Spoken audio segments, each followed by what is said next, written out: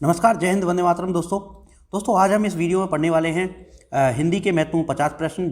ये जो प्रश्न हैं ये आपकी परीक्षा में बार बार देखने को मिलते हैं और बहुत ज़्यादा इंपॉर्टेंट प्रश्न हैं। इनको हम बहुत जल्दी से निपटा लेंगे।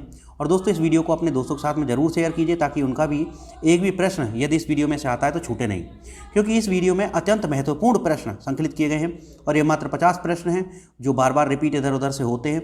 और दोस्तों इम्पोर्टेंट बात यह है कि ये प्रश्न जो है लड़के तैयारी करते समय छोड़ देते हैं, जबकि यही वो प्रश्न है जो सबको चौंका देते हैं। तो इन प्रश्नों को हम जल्दी से कंप्लीट कर लेते हैं और इसके बाद में फिर हिंदी के अन्य पार्ट्स आएंगे, उनको भी आप ज़रूर देखिएगा।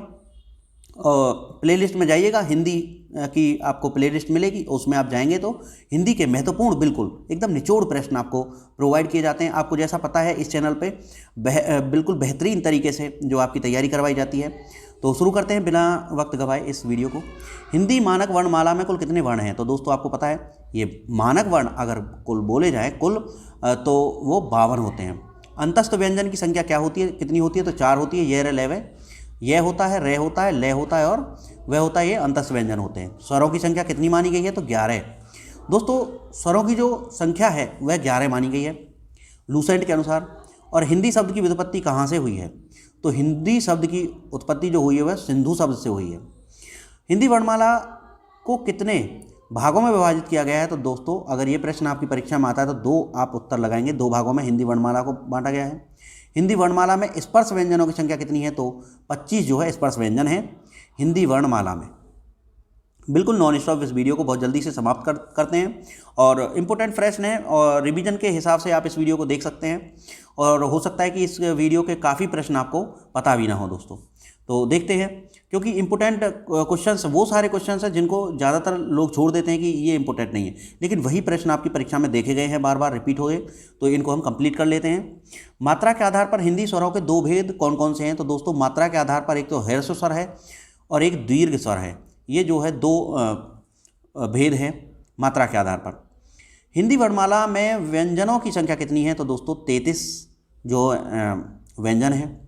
पंचतंत्र क्या है? तो दोस्तों अब जो है वो सवाल स्टार्ट होते हैं जो बहुत चौंकाते हैं और मोस्टली स्टूडेंट्स को ये सवाल पता नहीं होते हैं। तो अब वीडियो को आप ध्यान से देखने की ज़रूरत है आपको, तो ध्यान से देखिएगा, एक एक सवाल इंपॉर्टेंट अब आएगा। पंचतंत्र क्या है? तो एक कहानी का संग्रह है पंचतंत्र। ये प्रश्न परीक्षा में, हर प्रश्न परीक्षा में पूछा गया है। अब आपको चेक करना है कि आपको इनमें से कितने तैयार हैं। इंद्रापति किसे कहा जाता है? तो इंद्रापति जो विष्णु भगवान को कहा जाता है। कबीरदास की भाषा कौन सी थी? तो सरधुक्कड़ी जो कबीरदास जी की भाषा थी। प्रतिवाद उपयोगितावाद का दूसरा नाम है। यह कथन है रामविलास शर्मा जी का। अगला इंपॉर्टेंट प्रश्न है आपका कि रामचरितमानस में कुल कितने कांड हैं? तो दोस्तों रामचरितमानस में कुल 7 कांड हैं, ये आपको पता होने चाहिए। हिंदी साहित्य के इतिहास के रचयिता कौन है? तो हिंदी साहित्य का इतिहास जो लिखा है वो आचार्य रामचंद्र शुक्ल जी ने लिखा है। कलम का जादूगर किसे कहते हैं? तो रामवृक्ष बैनीपुरी जी को जो है कलम का जादूगर कहते हैं। मोस्ट इंपोर्टेंट प्रश्न है और मुझे जहाँ तक अंदाजा है कि आपको ये प्रश्न पता नहीं होंगे, लेकिन अब आपको पता होने चाहिए। अब आपसे ये प्रश्न परीक्षा में छूटने नहीं चाहिए दोस्तों, ये परीक्षा में आने वाले प्रश्न हैं। तो अगला प्रश्न है आपका, गीत गोविंद किस भाषा में लिखा गया है? तो संस्कृत भाषा में गीत गोविंद लिखा है। किसे लोकनायक कहा जाता है? तो तुलसीदास जी को लोकनायक कहा जाता है। विद्यापति की, देखिए हिंदी में के जगत में अगर हिंदी के पोर्शन में आपका क्वेश्चन आता है कि लोकनायक किसे कहते हैं, तो लोकनायक जो है तुलसीदास जी को कहते हैं। विद्यापति की प्रसिद्ध रचना पद्मावली किस भाषा में लिखी गई है? तो ये जो मैथिली भाषा में लिखी गई है। और दोस्तों विद्यापति के जितने भी जो कृतियाँ हैं वो सब मैथिली भाषा में लिखी हैं। जाटू किस बोली का उपनाम है? भाई बांगरू जो बोली का उपनाम है जाटू। हिंदी का पहला नाटक कौन सा था? तो नहुस हिंदी का सबसे पहला नाटक था। रामायण महाभारत आदि ग्रंथ कौन सी भाषा में लिखे गए हैं? तो ये आर्य भाषा में लिखे गए हैं। रामायण और महाभारत जो है आर्य भाषा में लिखे गए हैं। और ये जो आर्य भाषा क्या है हमारी, ये संस्कृत है। तो संस्कृत नहीं ऑप्शन में आए तो आप आर्य पे जो टिक लगाएंगे। देवनागरी लिपि देवनागरी लिपि किस लिपि का विकसित रूप है? तो भाई ब्राह्मी लिपि का जो विकसित रूप है देवनागरी लिपि। हिंदी की विशिष्ट बोली ब्रज भाषा किस रूप से सबसे अधिक प्रसिद्ध है? तो काव्य भाषा। दोस्तों जो ब्रज में काव्य का बहुत ज़्यादा काम किया गया है। संविधान की 8वीं अनुसूची में उल्लिखित भारतीय भाषाओं की संख्या दोस्तों 22 है। वर्तमान हिंदी का प्रचलित रूप कैसा है? तो खड़ी बोली जो वर्तमान में हिंदी का प्रचलित रूप है। हिंदी साहित्य सम्मेलन प्रयाग जो हुआ था दोस्तों, ये कब हुआ था? तो ये जो 1910 ईस्वी में हुआ था। संविधान की 8वीं अनुसूची में दोस्तों 22 भाषाएं हैं और जो भाषाएं जो दी गई हैं वो 343 अनुच्छेद में दी गई हैं। बोलने वालों की संख्या की दृष्टि से हिंदी का विश्व में कौन सा स्थान है? तो भाई बोलने वालों की संख्या के हिसाब से हिंदी तीसरे स्थान पर है। हिंदी भाषा का संबंध किस लिपि से है? तो देवनागरी लिपि से है। मोस्ट इंपोर्टेंट प्रश्न है दोस्तों, बहुत ही छोटा सा वीडियो है लेकिन इसमें आपको बहुत अच्छे अच्छे प्रश्न मिलेंगे। भाषा को मोटे रूप में कितने भागों में बांटा गया है?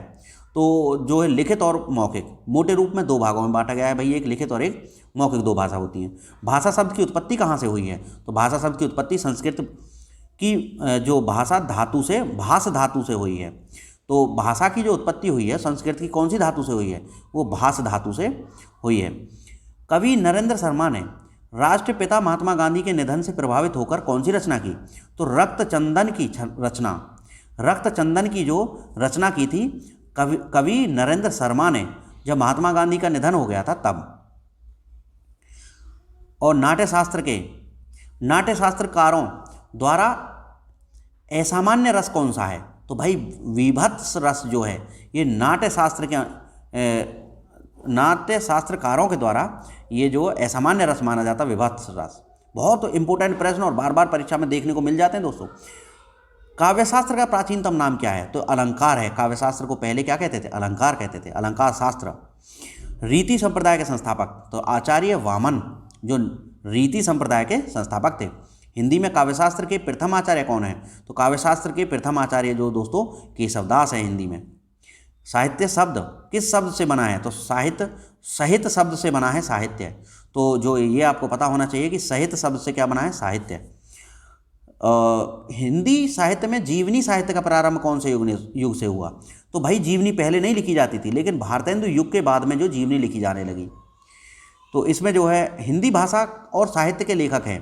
तो हिंदी भाषा और साहित्य लिखा है दोस्तों श्याम सुंदर दास ने। इंपॉर्टेंट प्रश्न है, बहुत पूछा जाता है।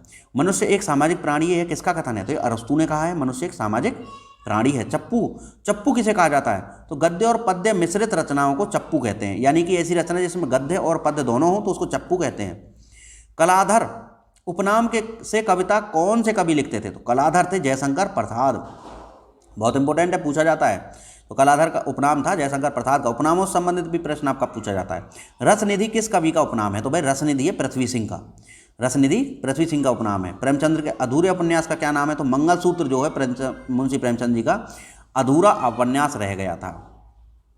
हिंदी साहित्य, हिंदी का सर्वाधिक नाटककार कौन है? तो भाई सर्वाधिक जो नाटककार है वो जयशंकर प्रसाद है, इन्होंने सबसे ज़्यादा नाटक लिखे हैं। तुलसीकृत रामचरितमानस में कौन सी भाषा का प्रयोग हुआ है? तो भाई इसमें अवधी भाषा का हुआ है। और रामायण में जो हुआ है वो संस्कृत भाषा का हुआ है। मीरा और रामायण लिखी है महाकवि वाल्मीकि जी ने। मीराबाई ने किस भाव में कृष्ण की उपासना की है? तो माधुर्य भाव में जो है मीराबाई ने श्री कृष्ण भगवान की उपासना की। एकांकी के जन्मदाता कौन है? भाई धर्मवीर भारती जो एकांकी का जन्मदाता है। भाई साहब इस वीडियो में से आपको प्रश्न जरूर परीक्षा में देखने को मिलेगा। यदि आपको 30 प्रश्न हिंदी के आते हैं और उसमें से आप 25 कर ले रहे हैं तो 5 जो सवाल है बच्चे कोचे हैं वो 5 यही वो प्रश्न है जो आपसे छूटते हैं हमेशा। तो इन प्रश्नों को भी आप कंप्लीट कर लीजिए। आप उन 5 प्रश्नों को देख के कहते हैं यार ये तो पढ़ा ही नहीं, लेकिन ऐसे ही प्रश्न हैं जो वहाँ पे पूछे जाते हैं। रामचरितमानस का प्रधान रस क्या है? तो शांत रस है साहब, जो रामचरितमानस का प्रधान रस। सबसे पहले अपनी आत्मकथा हिंदी में किसके द्वारा लिखी गई थी? तो डॉक्टर राजेंद्र प्रसाद के द्वारा सबसे पहले हिंदी में अपनी आत्मकथा लिखी गई। हिंदी कविता का पहला महाकाव्य कौन सा है? तो पृथ्वीराज रासो जो है हिंदी कविता का पहला महाकाव्य है और पृथ्वीराज रासो लिखा है चंद्रवरदाई जी ने। हिंदी के सर्वप्रथम प्रकाशित पत्र का क्या नाम है? तो सबसे पहले जो पत्र प्रकाशित हुआ था हिंदी का वो था उदंड मार्तंड, हिंदी का सबसे पहले प्रकाशित होने वाला पत्र। हिंदी साहित्य की प्रथम कहानी कौन सी है? तो इंदुमती जो है हिंदी साहित्य की सबसे पहली कहानी है।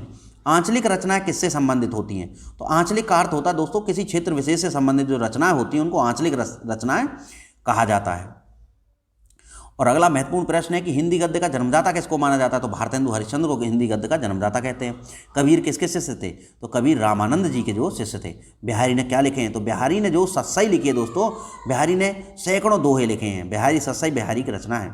आधुनिक काल का समय कब से माना जाता है? तो 1900 से अब तक, यानी कि 1900 से अब तक का जो समय है वह आधुनिक काल में माना जाता है। हिंदी का आदि कवि किसे माना जाता है? तो हिंदी का आदि कवि बहुत पूछा जाता है, तो स्वयंभू को जो है हिंदी का आदि कवि माना जाता है। किस काल को स्वर्णकाल कहते हैं? तो भक्ति काल को हिंदी का स्वर्णकाल कहा जाता है। निर्गुण भक्ति काव्य के प्रमुख कवि कौन है? तो ये है कबीरदास जी। निर्गुण भक्ति काव्य के जो है कबीरदास जी प्रमुख कवि हैं। किस युग को आधुनिक हिंदी कविता का सिंह द्वार कहा जाता है? तो इसको भारतेंदु युग को जो है आधुनिक हिंदी कविता का सिंह द्वार कहा जाता है। अन्वय में कौन सी संधि है? तो अन्वय में दोस्तों गुण संधि है। चयन में कौन सी संधि है? तो अयादी संधि है चयन में। ये पूछे गए प्रश्न है। मूल स्वरों की संख्या कितनी होती है? तो मूल स्वरों अगर आता है तो आपका जो है 11 आंसर लगाएंगे। शब्द किसे कहते हैं? दो या दो से अधिक वर्णों का मेल जिनका कोई निश्चित अर्थ निकलता है उन्हें ही शब्द कहते हैं।